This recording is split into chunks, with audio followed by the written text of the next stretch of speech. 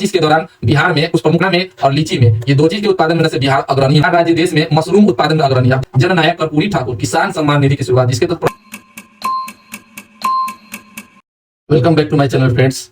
तो आज हम एक नए वीडियो के साथ फिर से आप लोगों के बीच आए हुए हैं। आप लोगों का आगामी एग्जाम बीपीएससी प्रीलिम्स है, उसमें ये प्रश्न बहुत ही मायने रखेंगे। तो आज मेरा सब्जेक्ट है बिहार बजट 2026 से 27। ठीक है, तो आप लोग ध्यान से इसको देखिए और इससे प्रश्न आते ही आते हैं, तो आप बिहार वाला अवश्य देख के जाइए। ठीक है, तो बिहार बजट से संबंधित आज हमारा वीडियो है। तो आइए हम टॉपिक पे आते हैं। तो आपको पता ही होगा कि आप लोग का बीपीएससी का एग्जाम आने वाला है, तो उसमें 4 टॉपिक सबसे महत्वपूर्ण हो जाते हैं। याद रखिएगा, केंद्रीय बजट से क्वेश्चन, आर्थिक सर्वेक्षण से क्वेश्चन, बिहार बजट से प्रश्न और बिहार सर्वेक्षण से। ये 4 टॉपिक ऐसे हैं जिनसे प्रश्न ज्यादा संख्या में आते हैं और ये आने की प्रबल संभावना ही नहीं बोलिए, बल्कि इसमें से प्रश्न डाला ही जाता है। ठीक है, तो ये आप लोग इसको ध्यान कर लीजिएगा अच्छे से। आज मैं बिहार बजट पर वीडियो लाया हूँ। बिहार बजट मतलब कि जैसे इस बार कितना बना है, तो आप लोग याद कर लीजिए 3,47,589.76 करोड़ का इस बार बजट बना है। तो अब इसको याद कर लीजिएगा, ऐसे 3-3 डिजिट करके याद कर लीजिएगा। 347,589.76। ठीक है, और ये करोड़ लगा दीजिएगा इसमें। इतना का बजट इस बार न से बिहार सरकार बनाई है। ठीक है, तो ये आप डिजिट एकदम दशमलव सहित याद कर लीजिए एग्जाम के लिए।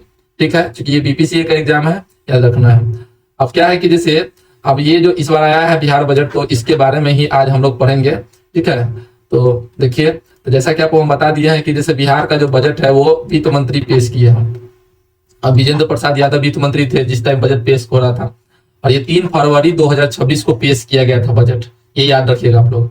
और विधानमंडल में पेश किया गया, और आपको बता ही दिया कि जैसे ये बजट का आकार कितना था, तो आप लोग को याद रखना 3-3 डिजिट में 3,47,589.76 करोड़।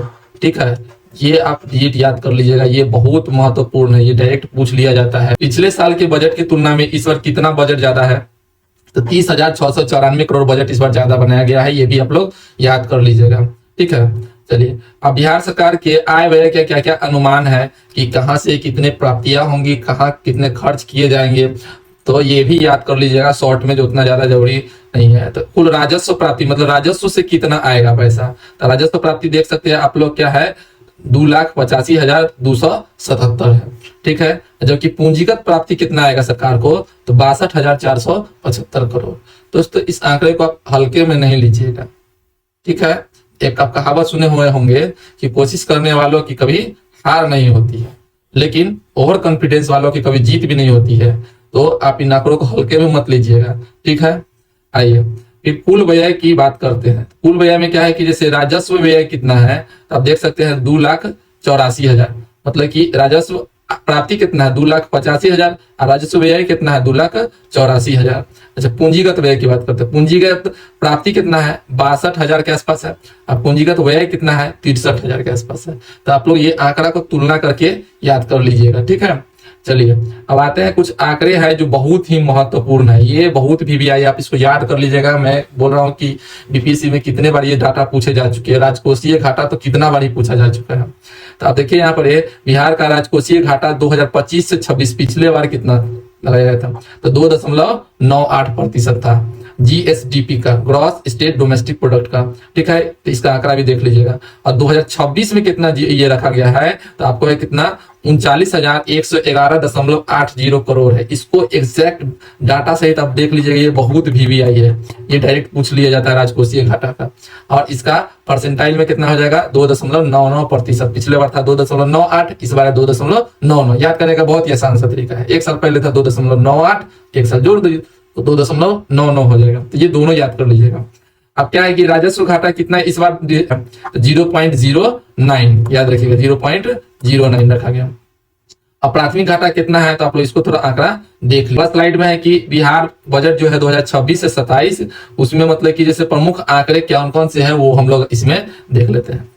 तो बिहार का जीएसडीपी कितना है, मतलब ग्रॉस स्टेट डोमेस्टिक प्रोडक्ट कितना है, मतलब कि सकल घरेलू उत्पाद कितना है, तो ये आपको याद रखना है 13,09,155 करोड़ है।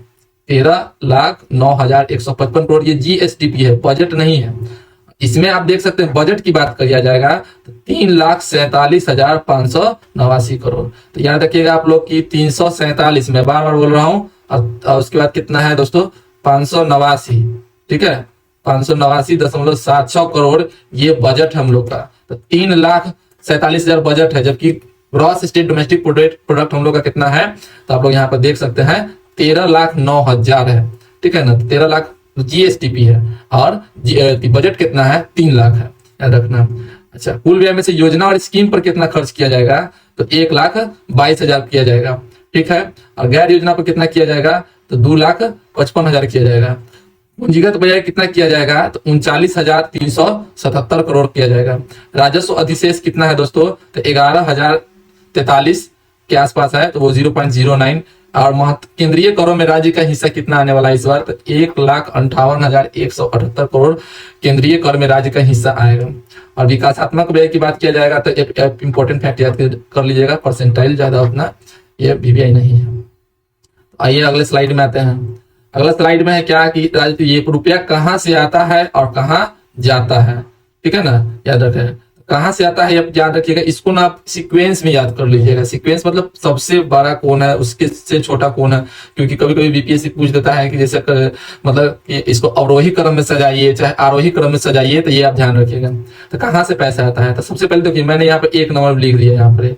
तो 1 नंबर में मतलब सबसे ज्यादा पैसा आता है बिहार सरकार को केंद्रीय कर में राज्य का हिस्सा कितना परसेंट, तो 45% पैसा वहां से आता है। केंद्र सरकार वसूल करती है और राज्य सरकार को देती है। 2 नंबर में आता है राज्य सरकार के कर राजस्व। राज्य सरकार जो अपना राजस्व वसूलती है वो 2 नंबर पर होता है आय का स्रोत। सबसे पहला है केंद्र से राज्य का अंश, और दूसरा है कथी राज्य सरकार का अपना वसूला गया कर। और तीसरा नंबर पर हम क्या किसको रखे हैं, देखिए यहाँ पर ये है 2, ये 1 है। उसके बाद 3 नंबर पर हम रखे हुए लोक ऋण को, ठीक है, याद रखना आप लोग को। तो ये इस तरह क्या है कि जैसे 1 नंबर पे कौन है, 2 पे कौन है, 3 पे कौन है, तो ये आपको याद रखना है, थोड़ा मोटा मोटी परसेंटाइल भी याद कर लेना है। 4 नंबर पर केंद्रीय सरकार से अनुदान जो प्राप्त होता है हम लोग को, वो 4 नंबर पे वहां से इनकम आने का सोर्स बिहार में। 5 पर है राज्य का कर विभिन्न राजस्व से, ठीक है। 6 पे है ऋण वसूली से। तो आप लोग ये याद कर लीजिएगा कि जैसे कौन कौन से कितने सीक्वेंस पे, पहले नंबर पर केंद्र सरकार से आता है, दूसरे पर राज्य सरकार खुद वसूलती है, तीसरा पर लोक ऋण है। तो ये सब लोग याद कर लीजिएगा। अगला पॉइंट है कि जैसे रुपया कहाँ जाता है, तो रुपया कहाँ जाता है ये देखिए। सबसे पहले सबसे ज्यादा पैसा खर्च कहाँ होता है, तो ये होता है सामाजिक सेवा पर 41.55% खर्च होता है। तो ये सबसे 1 नंबर पर हुआ। 2 नंबर पर हुआ कि सामाजिक सेवा पर खर्च होता है 28.12%। तो ये सीक्वेंस है, सामाजिक सेवा पर, उसके बाद सामाजिक सेवा, उसके बाद सामान्य सेवा, उसके बाद ऋण, और 3 नंबर पे आपको आ जाएगा आर्थिक सेवा, ठीक है। और 4 नंबर पर आ जाएगा लोक ऋण वापसी, ठीक है। 5 नंबर पर हो जाएगा ऋण और पेंशन दिया, ठीक है। और 6 नंबर पर सहायता अनुदान। तो ये सब देख लीजिएगा कहाँ से पैसे आते हैं, कहाँ खर्च हो जाते हैं, ठीक है। इसको आरोही और अवरोही क्रम में सजाने के लिए पूछा जा सकता है, चूंकि बीपीएससी का स्टेट पीएससी एग्जाम है, इसीलिए इस बजट से विस्तृत जानकारी पूछी जा सकती है आप लोगों से। चलिए तो आइए हम अगले स्लाइड पर आते हैं। अब वित्तीय वर्ष 2026 से 27 में बिहार को केंद्र सरकार, ठीक है, कितना अनुदान देगी, तो ये 51,895 करोड़ क्या है कि अनुदान इस बार देने का सहायता अनुदान देगी। अब जिसमें से 16वें वित्त आयोग के तहत कितना दिया जाएगा, अब 16वें वित्त आयोग के तहत दिया जाएगा आप लोग को 7,893 करोड़ दिया जाएगा, ठीक है। उसमें क्या होता है कि राहत कोष स्थानीय निकाय के लिए, शहरी निकाय के लिए, सबको मतलब कि जैसे यहाँ अलग अलग दिया हुआ है। केंद्र प्रायोजित स्कीम के लिए कितना दिया जाएगा, जो केंद्र द्वारा चलाया गया बिहार में स्कीम है, तो उसके लिए दिया जाएगा 44,000 करोड़। टोटल हो जाएगा दोस्तों 51,895 करोड़ हो जाएगा। ये केंद्र सरकार सहायता अनुदान इस बार देगी, ठीक है। अब देखिए राज्य की वित्तीय स्थिति क्या है, कुछ ये रिपोर्ट वगैरह हम लोग देख लेते हैं। इससे ज्ञात होता है कि जैसे बिहार का राजकोषीय उपलब्धि क्या क्या है। तो वर्ष 2024 से 25 में 357.38 करोड़ रुपए का राजस्व घाटा हुआ है, जो मात्र जीडीपी का कितना है 0.04% है, ठीक है। तो ये याद रखिएगा। अगला वर्ष 2024 से 25 में राजकोषीय घाटा, ठीक है ना, कितना था दोस्तों, तो 4.16% था, जो कि 3% की निर्धारित अधिसीमा से थोड़ा ही अधिक है। फिर क्या है कि आप देख सकते हैं कि जैसे लोक ऋण सरकार कितना ली थी, तो उसको क्या है कि वो सकल घरेलू उत्पाद का कितना परसेंट है, तो 31.89% है। और ब्याज भुगतान कितना हुआ था, 9%। तो ये आप लोग याद कर लीजिएगा आंकड़ा, ठीक है। तो आइए अगले स्लाइड पर आते हैं। फिर है कि बिहार बजट के लिए प्रमुख क्या क्या घोषणाएं की गई है, यहाँ से महत्वपूर्ण क्वेश्चन बन जाता है, ऐसे आप लोग याद कर लीजिएगा। ठीक है, तो वर्ष 2025 से 26 में बिहार की अर्थव्यवस्था में 14.9% की वृद्धि का अनुमान है। ठीक है, 25 से 26 मतलब कि पिछले वित्तीय वर्ष की बात की जा रही है, तो उसमें 14.9% के वृद्धि का अनुमान है। इसका मतलब क्या है कि जैसे बिहार सरकार, जैसा कि आपको पता है कि न्याय के साथ विकास के सिद्धांत को फॉलो करने के लिए इससे पहले क्या क्या ला चुकी है, तो 7 निश्चय 1 ले आ चुकी है, 7 निश्चय 2 ले आ चुकी है। इसके तहत स्वास्थ्य, रोजगार, शिक्षा, कृषि, इस सब पर क्या है कि जैसे बहुत मतलब ध्यान दी है। ठीक है, अब क्या है कि अब 7 निश्चय 1 और 7 निश्चय 2 खत्म हो गया, तब 7 निश्चय 3 लाया गया है। जैसा कि आप देख सकते हैं 7 निश्चय 3 लाया गया है। इसमें क्या है कि 7 निश्चय 3 के तहत जो उसमें 7 को लक्ष्य है, पहला है क्या, दोगुना रोजगार और दोगुनी आय। दूसरा क्या है, समृद्ध उद्योग, सशक्त बिहार। तीसरा है कृषि में प्रगति। चौथा है उन्नत शिक्षा। पांचवा है सुलभ स्वास्थ्य। छठा है मजबूत आधार। और सातवां है सबका सम्मान, जीवन आसान। तो ये 7 निश्चय 3 के तहत न से आप लक्ष्य याद कर लीजिएगा, कौन है कौन नहीं है, ये अक्सर पूछे जाते हैं। उसके बाद 7 निश्चय 3 कब से कब के लिए बनाया गया है, ये आप लोग याद करिएगा, 2025 से लेकर 30 तक के लिए बनाया गया है। ये बहुत ही महत्वपूर्ण क्वेश्चन है कि 7 निश्चय कब से कब के लिए बनाया गया। संकल्प के अंतर्गत प्रति व्यक्ति आय को क्या करना है, दोगुना करना है और महिलाओं को सशक्त बनाना है। ठीक है, ये रखिएगा। आगे है, अब तक 1,56,00,000 से अधिक महिलाओं सदस्य को राशि दी जा चुकी है, आप ये भी याद कर लिएगा। ठीक है, स्वयं सहायता समूह के तहत दिया गया था। उनके व्यवसाय को बढ़ावा देने के लिए आगे 2 लाख रुपया अतिरिक्त सहायता राशि उपलब्ध कराने की बात कही गई है। ठीक है, याद रखिएगा। जाति आधारित जनगणना में चिन्हित 94 लाख गरीब परिवारों को लघु उद्यमी योजना के तहत सशक्त बनाने का प्रयास किया जाने का संकल्प लिया गया है। चौथे कृषि रोड मैप देखिए, कृषि रोड मैप 3 आ चुका है। ठीक है, चौथे कृषि रोड मैप कब से कब के लिए है, तो 2023 से 28 के लिए है। ठीक है, आप याद कर लीजिएगा। इसके तहत क्या है कि मखाना उत्पादन, डेयरी उद्योग, मत्स्य और पशुपालन को प्रोत्साहित करने में किसानों को आय बढ़ाने का संकल्प रखा गया हुआ है इसमें। तो आप ये सारे पॉइंट्स को बहुत ज्यादा अच्छे से ध्यान कर लीजिए, क्योंकि बीपीएससी का एग्जाम है और उसमें ये आंकड़े पूछेंगे ही पूछेंगे। ठीक है, चलिए आगे आते हैं। प्रत्येक प्रखंड में आदर्श विद्यालय और डिग्री कॉलेज स्थापित किए जाएंगे, याद रखिएगा। 5 नए एक्सप्रेस वे बनाया जाएगा। और क्या है कि बिहार की सतत प्रगति में क्या क्या उपलब्धियां हुई है, आप देखिए। अब देखिए कि भारत के कुल मखाना का, देख सकते हैं, कुल मखाना का 85% उत्पादन कहाँ पर होता है, हमारे बिहार में होता है। ठीक है ना, आप लोग याद रखिएगा। क्या है, लीची का 23% उत्पादन कहाँ पर होता है, तो बिहार में होता है, ये याद कर लीजिएगा। और क्या है कि राज्य की 70% मुख्य और मध्यम सिंचाई परियोजना तथा 75% लघु सिंचाई परियोजना भूमि से आच्छादित किया गया है। ये बहुत ही अच्छा रिपोर्ट है। ठीक है, और ग्रामीण सड़क की लंबाई पहले कितना था, तो 64,205 किलोमीटर था। ये कब था, तो 2015 से 16 की बात है। ठीक है, अब कितना हो गया हुआ है, सीधे आप देख सकते हैं 1.19 लाख हो चुका है। अब मतलब कि आप देख सकते हैं कि जैसे कितना ज्यादा डेवलपमेंट हुआ है। ये 64,000 कहाँ था, अभी हो गया 1.19 लाख किलोमीटर रोड हो गया। पूछेगी कि रोड की लंबाई कितना हो गया नया रिपोर्ट के अनुसार। ठीक है, बिजली खपत भी पूछा जाता है, मैंने क्या बार देखा हुआ। तो प्रति व्यक्ति बिजली खपत 2015 में था 203 किलोवाट घंटा, अभी कितना हो गया, 374 किलोवाट घंटा हो गया है। तो ये बहुत मोस्ट वीपीआई क्वेश्चन बन जाता है। स्वास्थ्य और शिक्षा का कल्याणकारी व्यय जो है वो 3 गुना बढ़ गया हुआ है। और संस्थागत प्रस्ताव कितना परसेंट बढ़ गया है, तो 76.2%। मातृ मृत्यु दर ये हो गया, आपको 61 अंक की कमी आई है, ये भी आप लोग देख लीजिएगा। प्राथमिक स्कूल में नामांकन दर 70% से अधिक हो गया है, जो कि बहुत ही सकारात्मक आंकड़े हैं। तो आइए हम लोग अब अगले स्लाइड में आते हैं। अब ये स्लाइड बहुत ही महत्वपूर्ण है, इससे क्वेश्चन अक्सर आते हैं। ठीक है, तो आप लोग इसको जरूर से जरूर अच्छे से देखिए।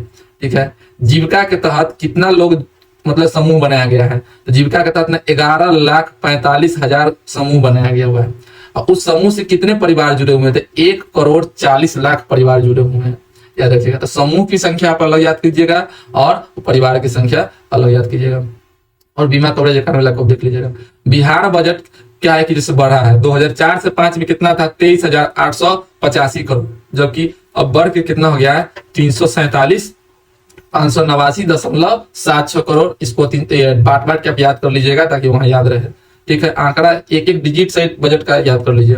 ठीक है, वित्तीय वर्ष 2024 से 25 में अनाज के उत्पादन कितना हुआ है, तो आप लोग देख सकते हैं 326.62 लाख मीट्रिक टन अनाज हुआ है। तो ये आप लोग याद कर लीजिएगा।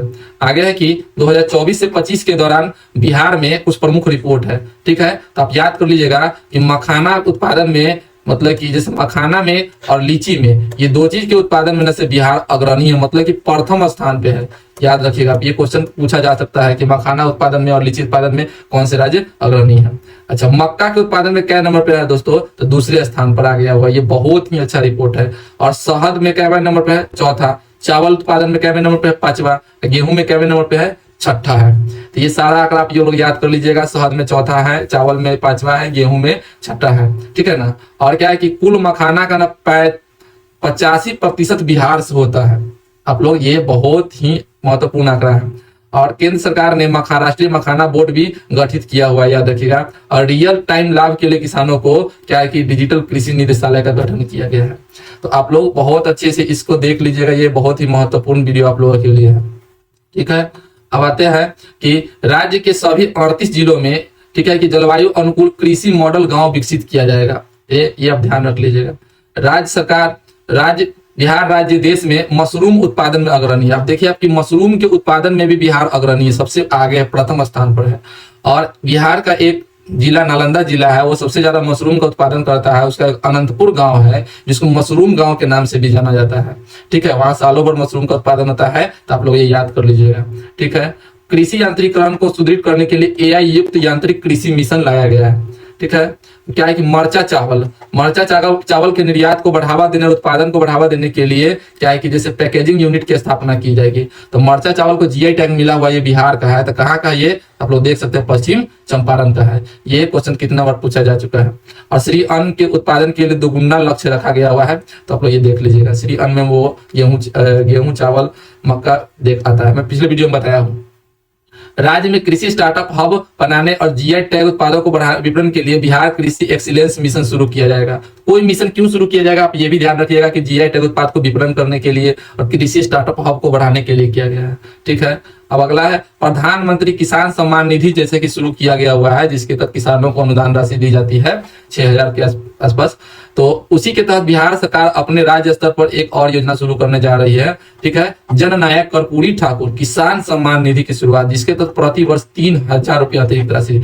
ये बहुत ही VVI बन जाता है क्वेश्चन, ठीक है। दोस्तों, आज बिहार सर्वेक्षण का हम लोगों ने ये वीडियो में देखा है। ये चूंकि क्या है कि ज्यादा है, इसीलिए मैं एक वीडियो में नहीं लाया हूं। आप लोगों को मतलब कि एक आध वीडियो और इसका लाऊंगा, आप इसको जरूर देखिए। इसका रिपोर्ट बहुत ही महत्वपूर्ण रहता है। तो और आप लोग जरूर इस वीडियो को देखिए, और आप लोग वीडियो ज्यादा से ज्यादा देखिए, शेयर कीजिए, ताकि मोटिवेशन आएगा तो मैं आगे भी वीडियो बनाऊंगा।